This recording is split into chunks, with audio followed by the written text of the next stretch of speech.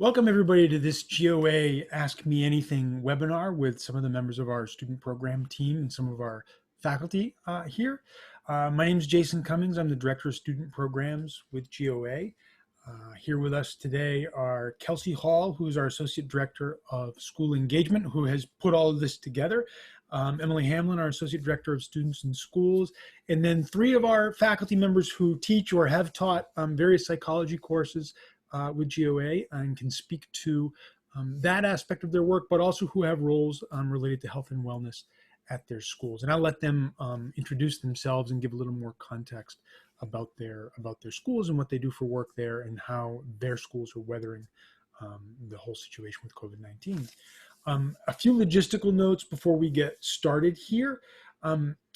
This is recorded, so we'll have it up on our website, on our blog, Insights, within the week, should you want to pass it along to colleagues who couldn't be here or refer back to something at a later time. We plan to offer this format a couple more times again. This is based on the hot topics that we saw come out of our recent professional learning course, Designing for Online Learning.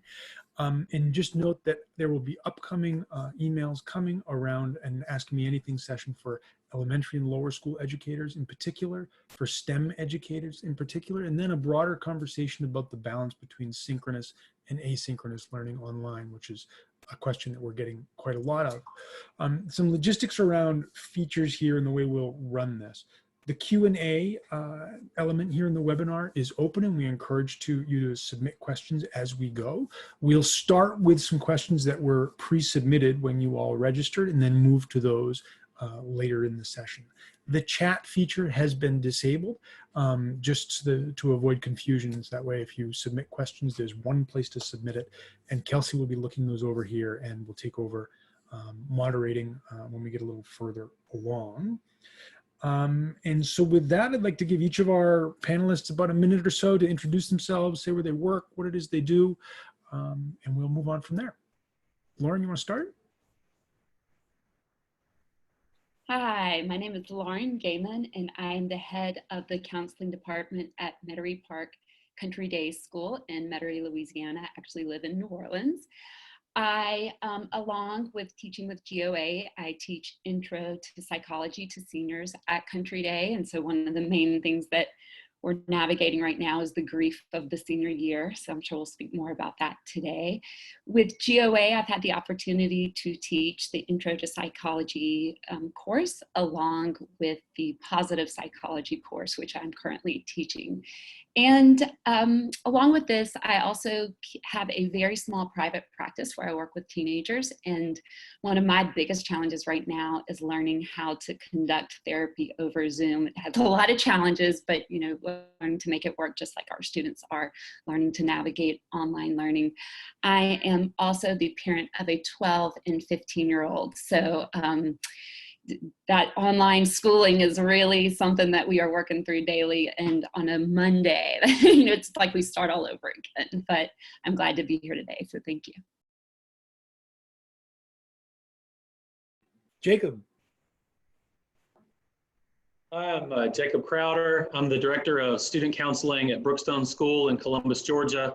I'm also a teacher on the upper school faculty there, where I teach AP Psychology to juniors and seniors. So I'm also going through the throes of sadness for our seniors right now, and working with them through this and just finding ways that we can highlight them and celebrate them in this time. GOA, I teach Introduction to Psychology, and that is it at this point for that. I have a 10-year-old, both boys. So that's barely hanging on, and I'm just happy to be here without anything flying across the screen. So I'm glad to see all of you today. Yet, Jacob. Anything flying across the screen yet? And last but not least, Priya. Good afternoon. I'm Priya Singhvi. I'm the Director of Health and Wellness at Rye Country Day School in Rye, New York. There I oversee our entire health and wellness programming. So we have a lower school, middle school, upper school, pre-K through 12. We have a middle school course called Seek and Study Skills, a 9th grade life skills course, a 10th grade health course, a junior seminar, and a senior term and transition. So that's the depth at RCDS. with GOA. I've taught with them for 6 years, Introduction to Psychology, Abnormal Psychology, and Positive Psychology with Lauren. We also created the Learners for Life course that was specifically for middle school students. And I also have a private practice. I recently moved to New York from Texas, so I've actually been doing all telehealth for the last 6 months with some of my old clients, where I see primarily adolescents with South Asian backgrounds or blended families, first generation immigrant kiddos. So excited to be here and talk about my favorite topic, student and teacher wellness. Maybe some of you can talk a little bit about the following question that came in with the pre-submitted questions. When you think about this transition that so many young people have made in the last month or so, what is the balance, do you think, or what are some ways schools and teachers can navigate the balance between being empathetic and flexible and all of those things that we need to be, but also providing some degree of consistency and structure?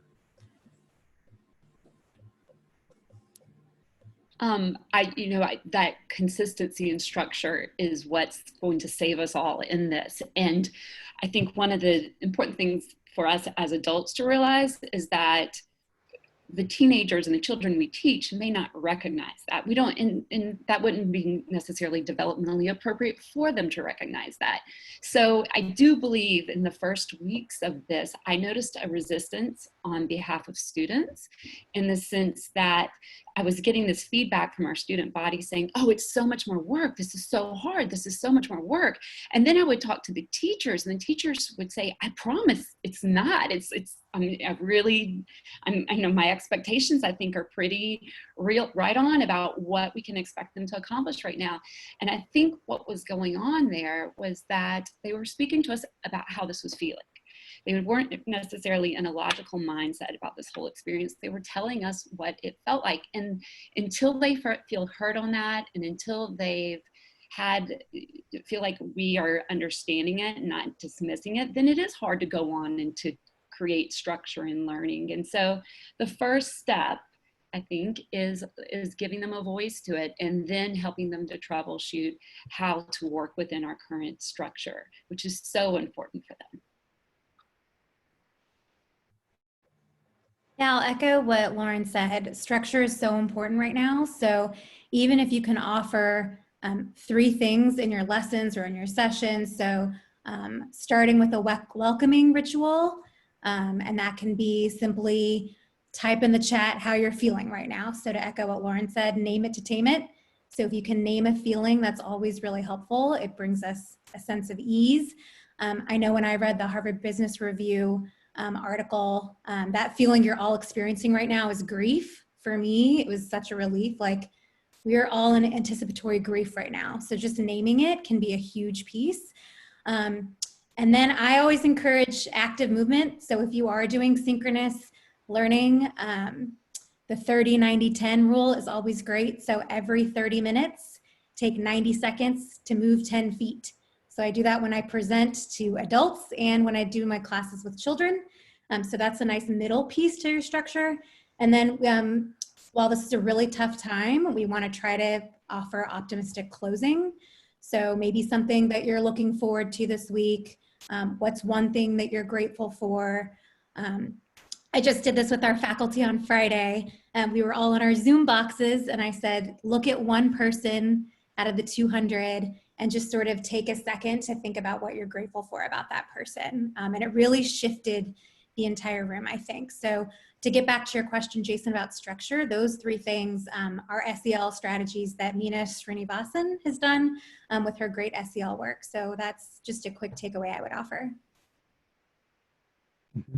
And Jacob, feel free to elaborate, but I guess one piece I'd like to hear more about in this context is also not only structures within the coursework or whatever it is that's going on, but also how we can help students navigate the boundaries between their online academic life that is new to them and different and something they're learning to navigate, and the boundaries with their personal life, which all of us who work remotely or have worked remotely or taught online know can be something that we have to sort out. And is there a way that we can help students navigate that that's developmentally appropriate?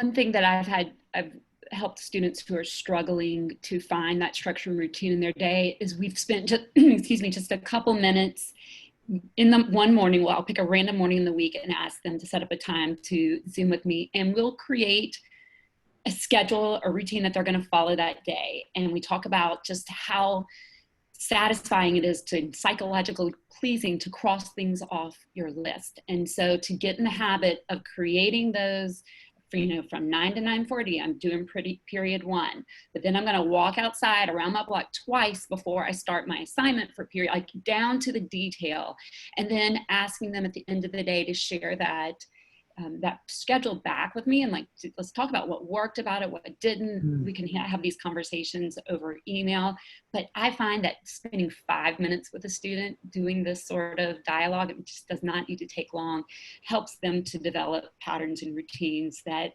they can hold on to throughout the week. And what I've included in every discussion with students, but also when I've asked them to create these written plans, we have to be so intentional right now about being outside. And I was very concerned in the first days of online learning when I was checking in with my students. Many of them had not gone outside in days. And I felt like I could see it in their eyes. And so scheduling that part in is so important. We take for granted that in our regular lives, that stuff just naturally happens for us. I just want to build on that a little bit. So at GOA, I do a lot of student support. So coordinating all the students who take GOA classes at our almost 100 schools, and then working with the people on those campuses to help coordinate the on-campus response to that. And I think one of the things I'm already hearing in this conversation come up over and over is this idea of what Lauren just talked about, that intentionality.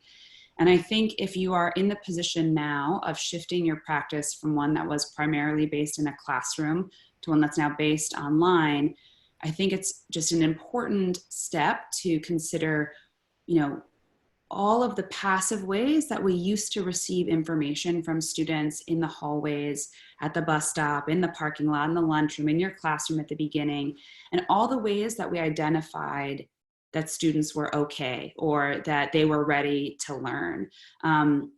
We need to find ways when we're online to be intentional about creating sort of channels to receive that same kind of feedback from students. So I love, Lauren, what you're talking about the routines, and I would just even expand it out to, the routines about how we get feedback from students, the routines about what we're modeling for students, the routines about how we go about offering support when students need them. It feels like a little bit more work in a way, but it's really just thinking sort of proactively, how are the ways that I will get that same information that I valued so much about seeing that student who was really tired or someone who was upset after a lunch, or all those things. How will I go about collecting that information so that I can go and use it the way that I know how as a teacher? I just think that is just an important theme that seems like it's coming up. And at a time like this, when presumably, if it hasn't happened yet, goodness knows it may, some students in our community, whether they're under a lot of stress from something going on in their own immediate family or a friend of a family or extended family, how do we help students navigate that and help them balance and communicate that to their teachers? With GOA, go ahead. You're good. Go ahead. One thing at the beginning of a global online academy semester is I always tell students, if we were at the same school and we bumped into each other in the hallway, you would likely tell me if something big was going on in your life, or your advisor would tell me, or your parent has met me before, so they would tell me. And with this, we have such a unique situation in that I depend on you to share with me all the things going on in your life. And what I realized in the first couple semesters is sometimes students would hesitate to do that because they thought maybe I would think that their dog dying was not a big deal, or that, it was just not relevant to the class. And so I realized in semesters to come how much I have to communicate out to them. Please tell me. I want to support you, but I can't support you unless you know. One thing that I've found with my Metairie Park Country Day class since we've moved to online is I begin each week by publishing a video that they watch. And the way that I know that they watched it is they respond by email, and I ask them a question at the end that is not about the content of what we're going to be learning that week. It is about something about how they're doing. And I've learned a great deal about what's going on in their homes and what they're struggling with through that one question. Mhm. Absolutely. I just want to echo that. I think it's absolutely important for you to actively solicit your children's feelings on a regular basis, individually, as well as a corporation, to be able to look at the entire class and have opportunities for them to have culture share for what they're experiencing in their own environments, but then for you to also have individual moments where you reach out to them and have those conversations, and more so than you would normally do in your own brick and mortar. You may see a child and you may check in on a child that may have been absent or may have been going through some stuff, but now you need to sort of apply that same mentality to each child and to have that active check-in individually as well as a class unit. And things like Lauren does are really great. I do the same thing when we send out the unit that's coming through. To verify that they've actually read or they've actually seen the video, respond in a way with something that's going on in their lives or something about them or something that they can share with where they're at currently. And I think that that's super important. And I think that you have to really reach to them more than you may have normally done in a brick and mortar. And that has to be, again, we're going to keep saying this word, intentional, right? We're going to keep pushing that word out. You know, and another thing, going back to a previous question, just to tag in this too, we have to be very mindful of protecting the equity of our time. And when I say that, I mean is we're very focused on creating a structure and a schedule for our students to follow, to feel that normalcy, to feel that familiarity. But we also have to be intentional about teaching and providing opportunities for our children to protect their extra time, like being sure to take a regular lunch, being sure to take regular breaks, being sure to go outside at regular intervals, to say that my time from 6 to 8 o'clock at night is family time or outside time or something. Learning to protect that time as strongly as we're protecting the educational time is going to be key in giving them that structure that they need. It has to be sort of both ends of it as well. And I Jacob, think, would you be willing to help manage my calendar? Of course. Go ahead, Priya. I'm sorry I cut you off. no, I think one thing that you're probably going to hear us say over and over again is that we have to model all of this for our students, right? So when we're talking about how our kids are doing, modeling that with your own check-in, right? Like for me, Saturday was the first time that I was screen-free for the whole day, and I could viscerally feel a difference in my body, right? So even just sharing small, very appropriate self-disclosure is going to be really important. One. Two, soliciting that feedback, as they both have said, you can do that asynchronously with an exit ticket for the week. Just, again, one word of how you're feeling or how things are going. I just tried out a new feature in Zoom where you can have people annotate. So I just literally put a little spectrum and said, how are you feeling? Super anxious, very relaxed. And kids could just put a little arrow on there, or really prepared, totally underprepared, right? So you can use that as a function. And I do, kind of piggybacking on the last question, and Jacob started to get at it, one important thing is making sure that we are also modeling shutting off our technology. So having office hours, shutting it down. I found myself, we're only in week 2 right now at RCDS, but feeling that need that you can constantly be working. So shutting off for ourselves. I said this in the video at Designing for Online Learning. Sleep is neuroprotective, and it boosts our immunity. So we are going to be the best versions of ourselves if we're prioritizing rest, if we're able to. I think so as well. And I think another thing I want us to remember is with this freedom of time, with this freedom for our students to sort of construct their learning experiences, we have to also remind them to sort of treat this, I'm going to sort of steal this from QVC, we have to sort of treat this as an easy pay system. We don't want them saving it all up for the big day that everything's due or that everything's expected. We give these pushback deadlines so that we can give them time to create a system where they can get the work done in a reasonable amount of time. What happens a lot of times is it all gets pushed back, and we see this in our brick and mortar too, and then it all gets bogged down to the end right before it's due. And then you do create an anxiety situation where it actually becomes worse by giving them this extended deadline. So another thing to consider, maybe breaking that up into more reasonable chunks. I know that we do that a lot at GOA with our assignments. You know, there's a lot of models where we want to make everything due on Friday or on Saturday or whenever at the end of the week.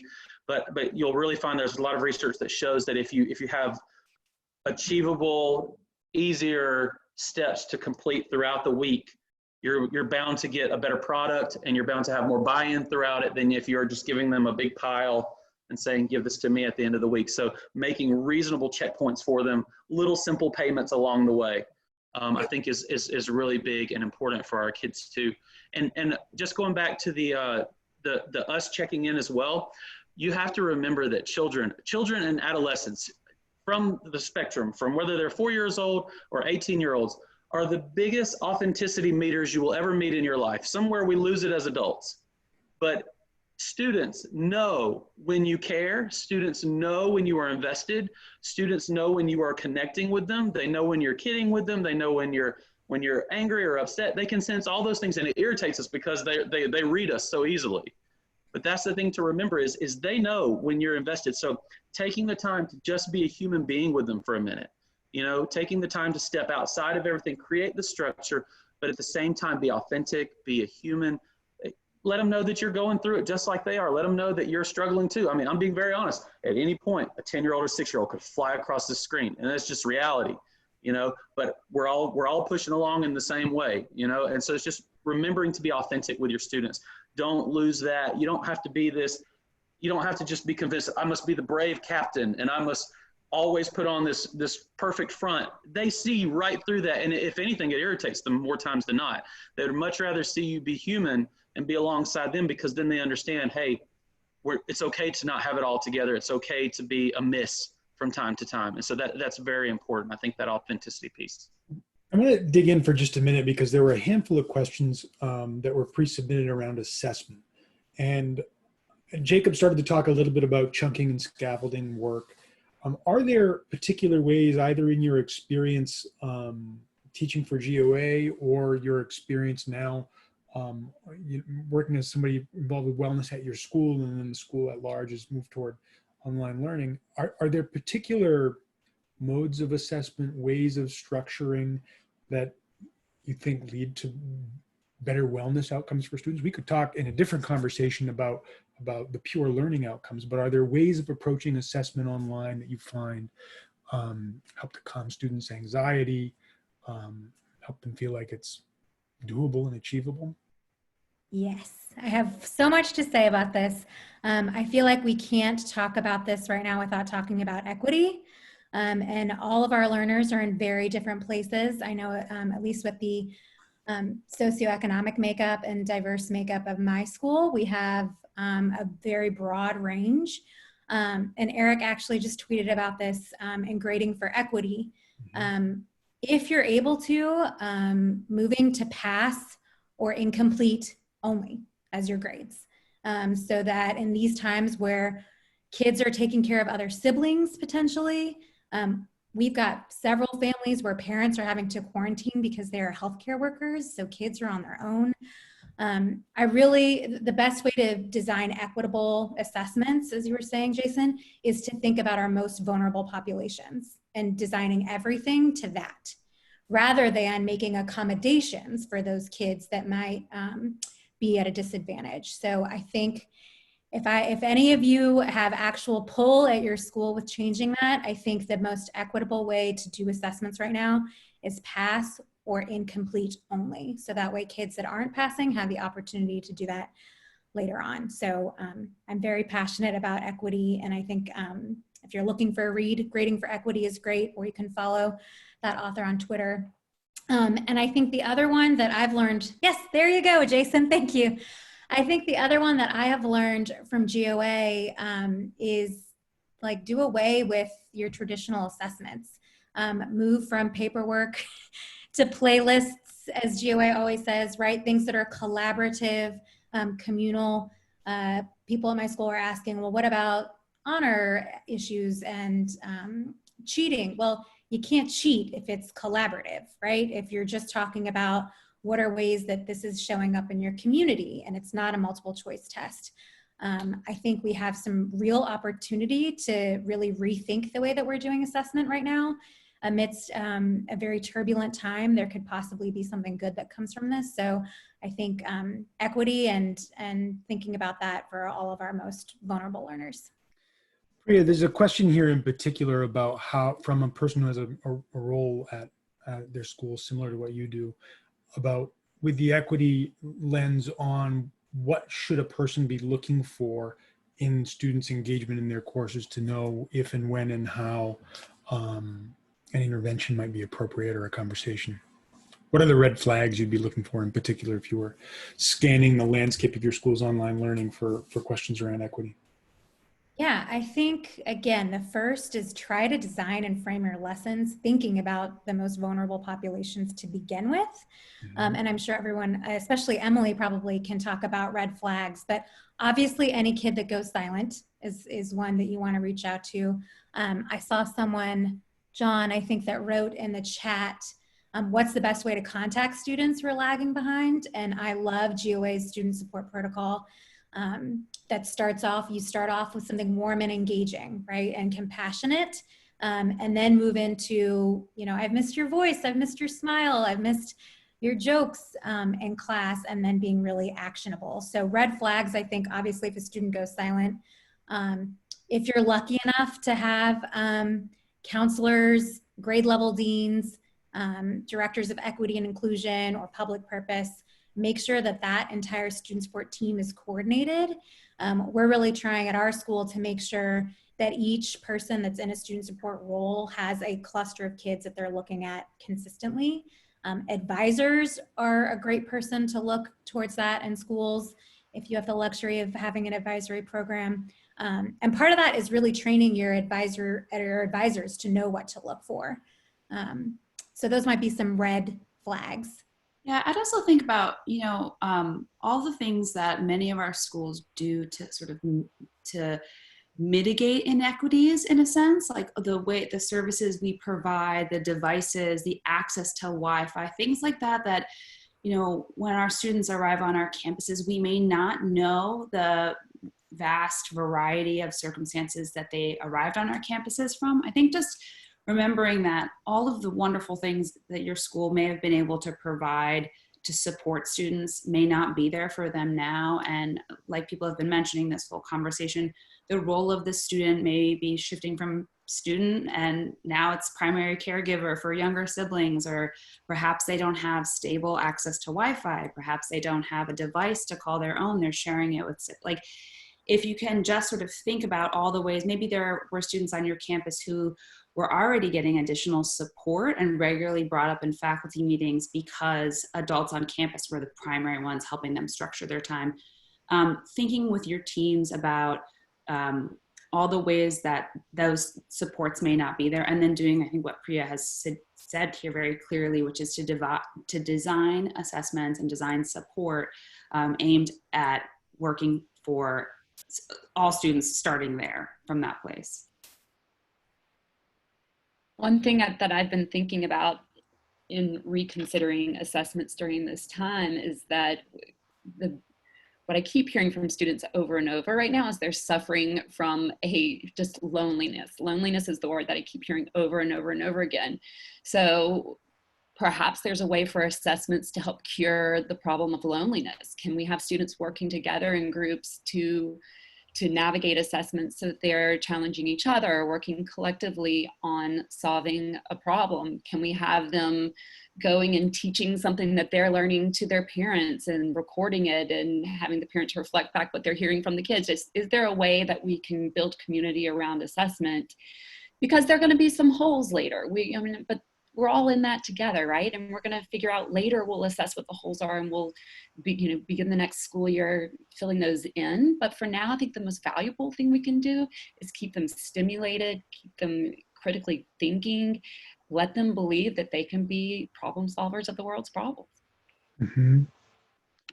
Are there particular programs that any of your schools have put in place or that you've heard tell of that that are aiming at being wellness programs across courses during this particular time? I'm sure you have them, in September and October, but not necessarily when school is closed up and everybody's online. Yeah, again, our school is lucky enough to have the resources to have a director of health and wellness.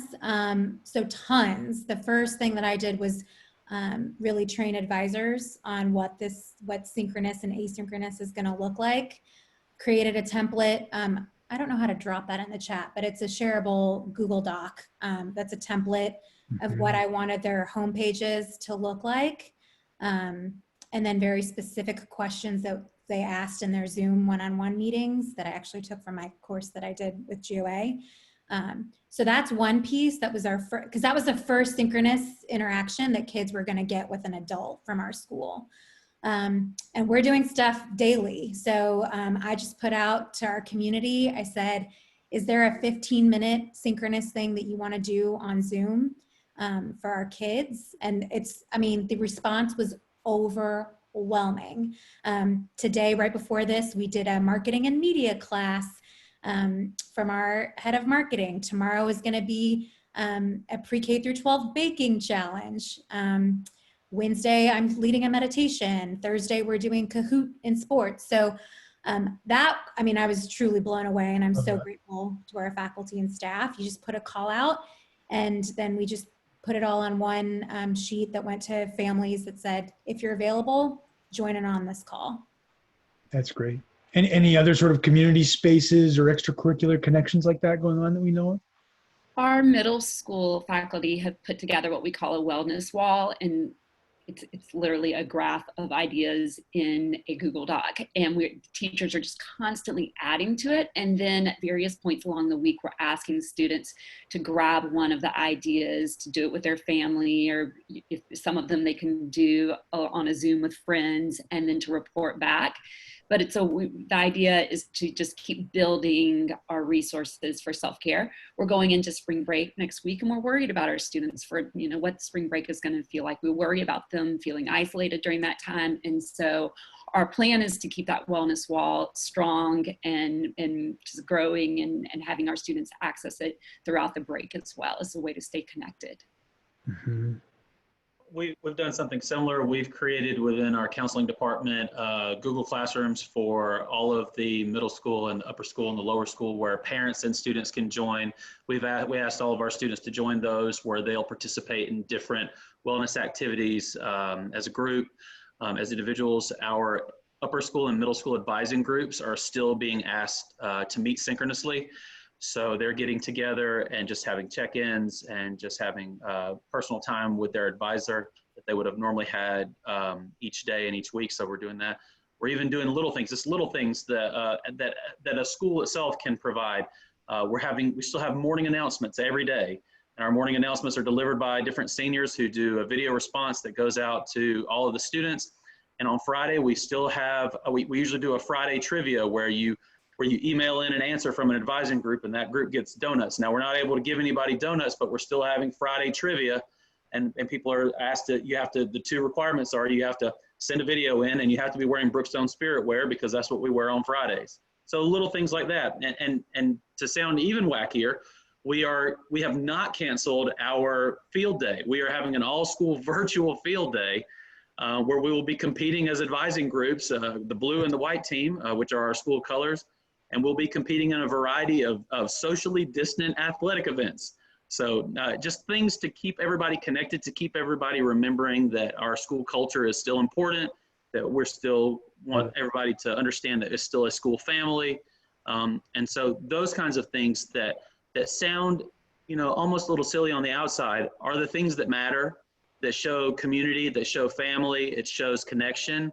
And that's the big thing. And this goes all the way back to the first question that we talked about is when you hear your students say, this is so hard, or this is, we're talking about the loneliness piece that Lauren's been talking about. When they're saying this so hard, or it's too much work or whatever, what they're saying is I've gotten into a moment where I just realized I don't have all my peers next to me. I can't ask my teacher right here, right now to come stand over my shoulder and talk to me. I can't make a silly joke to the person next to me about what Mr. So-and-so is wearing or whatever. It's not as much as it's too hard as it's too different. That's really what they're trying to say, is this is too different. And they're trying to get used to that and remembering that. So I just keep coming back to it. Anything that you can do to still show the connection. The connection is huge. And I think the original question that we were talking about was assessment and changing assessment for this online environment. And I would say I love the GOA word, agency. Anything that we can do to pump agency into students, if your assessment, whatever it is that you're giving your student to do, if it inspires your student to have some sort of control, some sort of opportunity to put themselves into it, to have some kind of control for themselves to dictate what they're giving to you, they're going to be more invested in that. They're going to give you a better product than just giving them an online version of the worksheet that you were giving them. If you think about every class that you've ever taught, right? Every class that you've ever attended, you don't remember any of the lectures, you don't remember any of the note taking, you don't remember any worksheets or any handouts or any of that. You remember those little special moments where the teacher got up there and did a really cool activity and they made some really great analogy or some really great object lesson, and you remember that and that sticks with you. Well, that's the beauty of being able to teach in this format, is we can strip away the boring note taking, we can strip away the handouts and the worksheets. And in that bit of synchronous time that you have with them, you can jump in there and you can have that one good object lesson and then spend the rest of the time connecting. And that's what they're going to remember anyway. They have plenty of asynchronous time to fill out a handout or to read a chapter or to do that kind of work. This is that moment where you can say, I can throw away the stuff that I don't enjoy doing anyway and just catch them with the thing that makes them enjoy that subject or makes them enjoy that concept that you're teaching. What, and this would be a really interesting conversation for all GOA teachers, but particularly the three of you, what are your favorite 2 or 3 pointers for a teacher who's teaching online for the first time, for how to connect at a personal level, how to demonstrate care, how to show that? And granted, if you've had kids in the year all from September till now, you're at an advantage when compared to GOA teachers who come in and have never met the students in person. But how do you communicate personal warmth when you're teaching an online class, that the kids know that you care about them and you want to see them succeed? Jacob, you're muted. I'll start with that one. The two or three big tips that I say, the first thing is if you're wanting to reach students from an assessment standpoint, and this is great for brick and mortar, this is great for online, this is the biggest thing that I always think about when designing anything.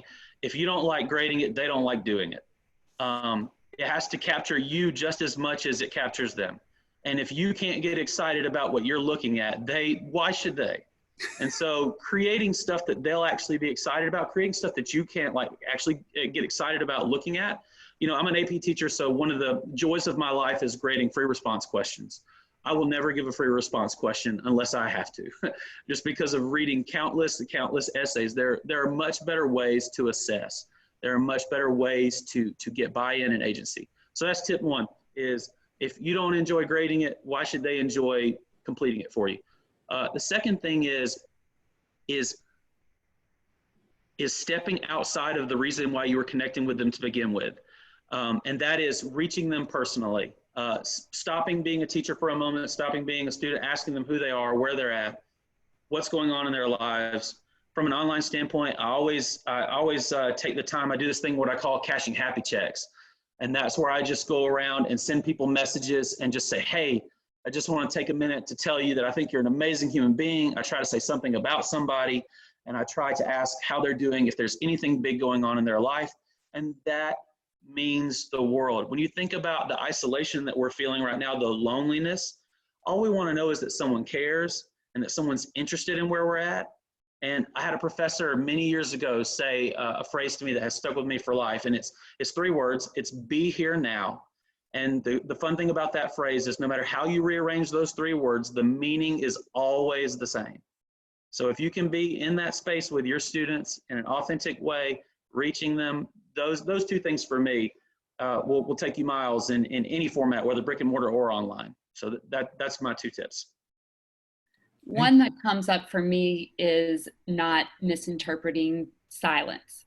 So when a student stops turning in work or they're not responding to emails, I think it's so quick to make our own assumptions and judgments about what's going on there. But I think what working with GOA has taught me time and time again is it's always different than what I think, right? I might think like, oh, that student's a senior, they've just checked out, they don't care anymore.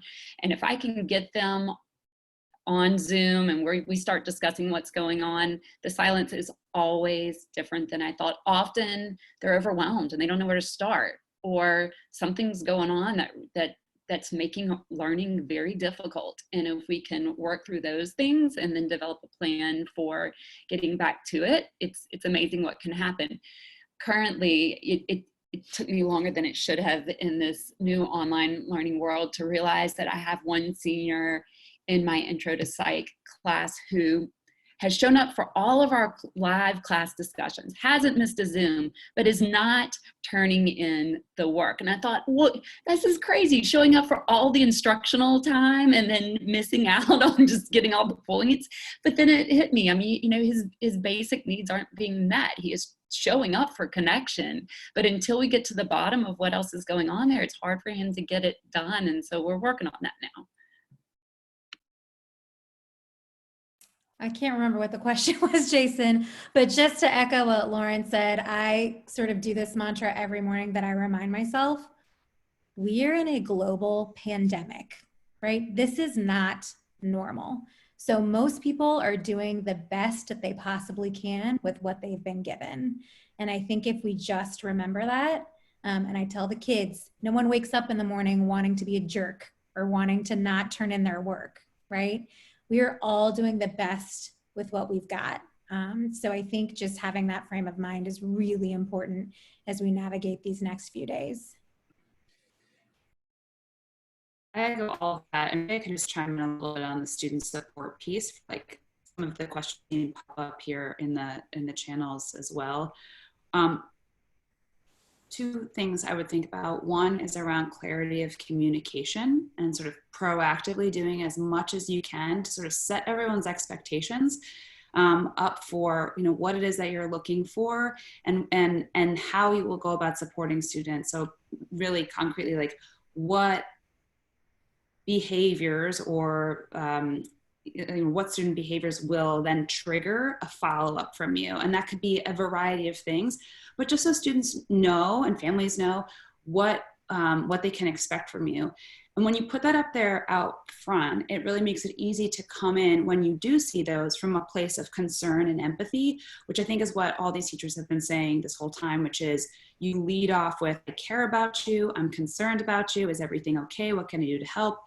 By the way, I believe that whatever hurdle is in front of us, whether it's your work or getting you to turn in this, you know, like Lauren's example, to turn in the work or to engage in something with a class, that's coming from a place of you believe that they can be successful. I think that's so important. And then once you've been really clear with that communication, you can list out, like, whenever we're talking about student support at GOA, we're always saying, what is the deliverable? By when do you need it? And if it doesn't happen by then, what can the student expect will happen next? Just so that it just feels like it's part of a whole sequence of actions, all geared at supporting the student. And of course, embedded in all of that is flexibility, patience, communication, responsiveness to what the real needs are of the situation. But if I were to give a tip to a person trying to set up a system, it would be to think about what are the student behaviors that will trigger the interventions of support, and what will those be? How can I communicate them? And I think what's so great about what Emily said is that also requires us to have clarity of what's going to trigger things, right? So what is, getting back to tying that all back to assessment, what is the most critical and important? Those are the things that should be ticked off. And another great sort of deliverable, you know, what Emily just said, saying what the timeline is. And for me, probably the most effective follow-up in the 7 years of teaching online was saying, if I don't hear back from you from this point, you know, I'll engage another caring, supportive adult. Or let's make sure within 24 hours we choose a time to meet on Zoom. And you could even say, you don't have to have a plan by then if we just figure out a time to show up and collaboratively work through it together. Somebody else asked that. I've never used the Q&A chat. So I think I might have just put all that in the chat, but I think to echo everything Emily said, be clear about expectations and then follow through. That was my next question, Emily, and I think both of you touched on it a little bit there, but in the many student support cases you've fielded for GOA, if you take the standard student seemingly struggling to get the work done, falling behind, etc., what are the recommendations you would make to the support team there at the school for how to move forward, particularly with online learning? What are you looking for? What are you suggesting that the teacher and the student do to? Well, these three teachers can chime in because they've all been a part of a student support protocol. But I think the first thing that has been mentioned earlier in the conversation, which is just understand that you see less of the picture than you used to see. Whatever that means for you, whatever student you're working with so we're already coming from a place of we have less information than we had before. The second is coming from, I can't remember who said it, but this assumption that everyone, Priya, I think you just said this, assumption that everyone is doing their best and coming with their best, and that's what you're getting. So operating from that right off the bat, I think when we're on campus, we have the benefit of face-to-face interactions, and right now we're doing a lot of text interactions, and just taking an extra beat to review the communication you wrote for tone. Think about that. It's really, really important. If this isn't a strength of yours, if you know that you're pretty to the point and that you've had trouble with people misinterpreting your tone in text in the past, maybe think about getting to a Zoom call earlier in the process than you would ordinarily, because it's just so important for students to feel like you're really on their team and you're really on their side. And everyone is learning to learn online right now. And this is not about catching you, not doing your work and holding you accountable, and all of those pieces will get figured out. But for right now, I think those are things I would say, and just really concretely, when you form an email, like keeping it simple and short as much as you can. Deciding before you start to write it, what are the things the student really needs to do? Sometimes it's very vague and we sort of go back and forth and add a lot of fluff around it. Just list them. Like, what are the things what's the action, whether it's turning in work, setting up an appointment, responding to something. What is the thing? Getting a conference with their parents together so you can all just sort of figure out what the next steps for it are. What is the thing that you need them to do by when? Priya mentioned that also empowers the teacher, because it now puts him or them in a position where they can follow up, and it doesn't feel like, oh, it's been 24 hours and now it's been 48. When do I do it? You already outlined that deadline. And then again, what support will happen if that deadline passes and those things haven't happened?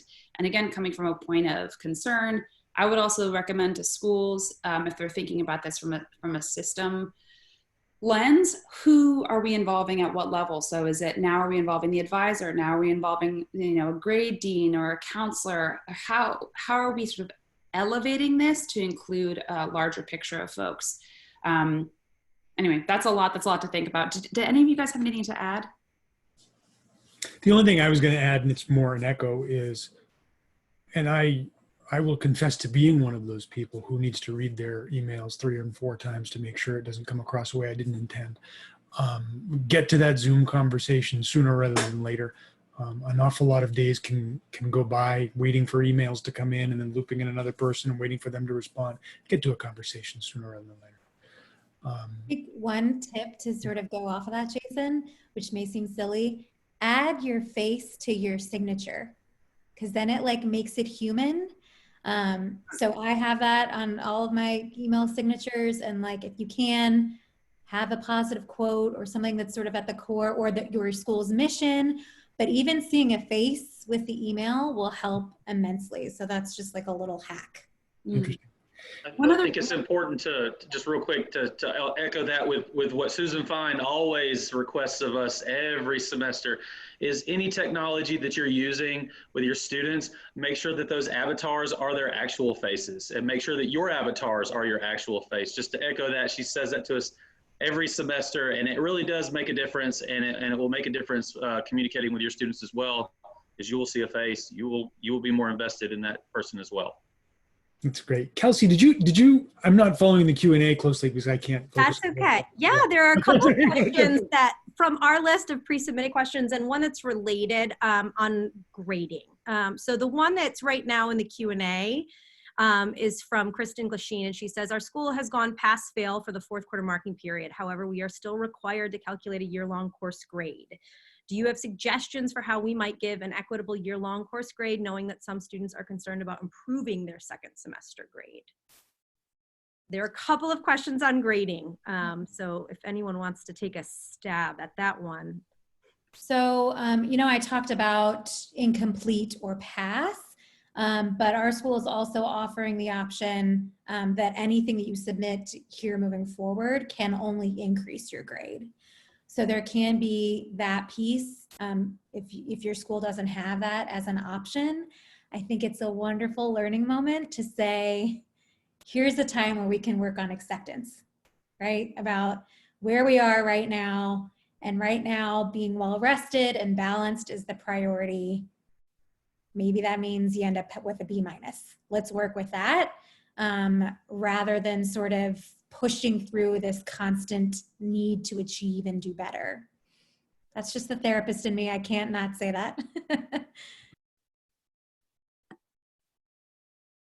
One of the other questions about grading, and it probably speaks to this a little bit, Priya, what you just said, was how can we help students worry or focus less on grades and more on learning while teaching remotely?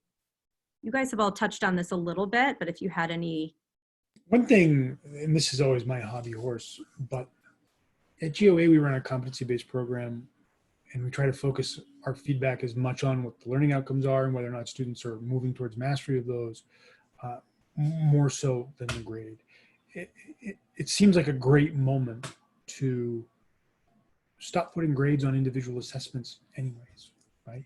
Maybe you're giving a semester grade, maybe you're not, and I'm sure that's in most cases dictated by your school. But it may be a really wonderful opportunity to, on your day-to-day assignments, attach your feedback to rubrics that are associated with clear learning outcomes and get the kids to focus in on what the feedback is with relationship to that outcome, and don't give them a grade on the assignment. I think also naming, again, how hard that might be for folks. So I know I'm like, wave your magic acceptance wand and work through that. I think also naming, like, this is really hard. You may be expected to, marathon through the rest of this year and increase that grade. And we are in the middle of a global pandemic. So how can we make sure that you're feeling okay? And then if you have the luxury, this is a great opportunity to move to competencies and standards and away from actual letter grades. And perhaps have the students do more self-assessment on how they're building those competencies. And so it takes a little bit of the load off of us, although we're still giving that feedback. So with actionable feedback that they can improve on, but perhaps some of our greatest learning will come from them recognizing where they're struggling, where there's been growth, where they want to grow further in the next unit. I think that's key too, is changing up your grading system so that you can still give the almighty number grade, but just change it up so that the evaluation is based purely on the growth track from the beginning of this global pandemic to where we finished. So it's almost like looking at this. So this is a whole new playing field. This is a new game board. So now let's chart your growth from the moment we started on this new game board to the end of this semester or the year, however you're looking at it, so that now you can have a more accurate gauge of how well that student's done. So sure, push new content. I'm pushing new content in my synchronous classes. It's not the bulk of the synchronous time, but I'm pushing new content. We still have things that I feel that are important for them to learn, but understanding that the little things, the little checks that we're asking for in certain things, like being less focused on timeliness, being more focused on growth and mastery, and being able to show that they're competent in these different areas, that becomes more key. And then how are they showing that? This is an incredible opportunity. Where Priya was talking about acceptance. This is an incredible opportunity for a student to demonstrate real growth, real get up and get after it from the point we started in this crazy state where everything is unknown and everything's shaky. This is a great opportunity for that student who may have struggled in the first semester to have an opportunity to demonstrate some progression from the beginning of this moment.